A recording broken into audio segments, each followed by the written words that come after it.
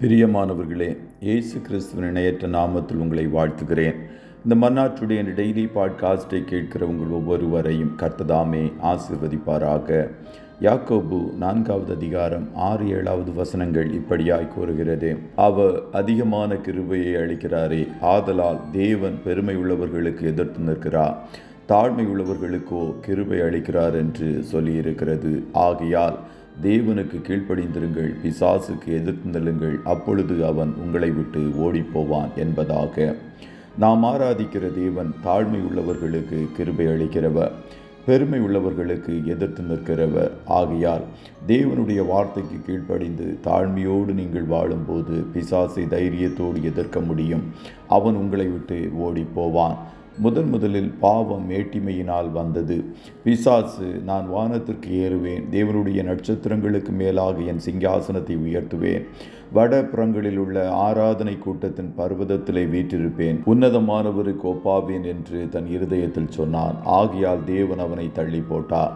மனுக்குலத்தின் முதல் பெற்றோராகிய ஆதாம் ஏவாளுக்குள்ளும் பிசாசு அவனுடைய சுபாவமாகிய மேட்டிமையை விதைத்து விலக்கப்பட்ட விருட்சத்தின் கனியை புசிக்கும்படிக்கு செய்தான்.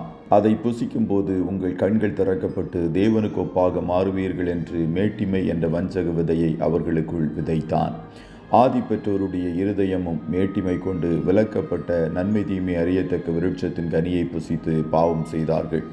இந்நாட்களிலும் அதே மேட்டிமையின் சிந்தையை விசுவாசிகளுக்குள்ளும் ஊழியர்களுக்குள்ளும் விதைத்து அவர்களை வீழ்த்துகிறவனாய் பிசாசு காணப்படுகிறான். கர்த்தருடைய பிள்ளைகள் கிறிஸ்து இயேசுவில் காணப்பட்ட தாழ்மையின் சிந்தையை அணிந்தவர்களாய் காணப்பட வேண்டும். நான் சாந்தமும் மனத்தாழ்மையுமாய் இருக்கிறேன், என்னிடத்தில் கற்றுக்கொள்ளுங்கள் என்று இயேசு கூறினார்.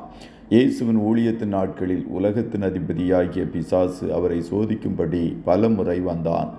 ஆனால் இயேசு தாழ்மையின் சொரூபியாய் காணப்பட்டதினால் அவனால் ஒன்றும் செய்ய முடியவில்லை.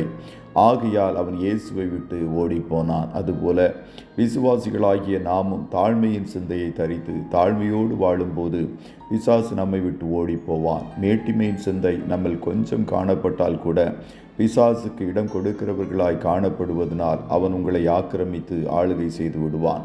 அவனுக்கு நீங்கள் எதிர்த்து நின்றாலும் அவனுடைய சுபாவம் உங்களுக்குள் காணப்படுவதனால் அவன் ஒரு நாளும் உங்களை விட்டு ஓடிப்போவதில்லை.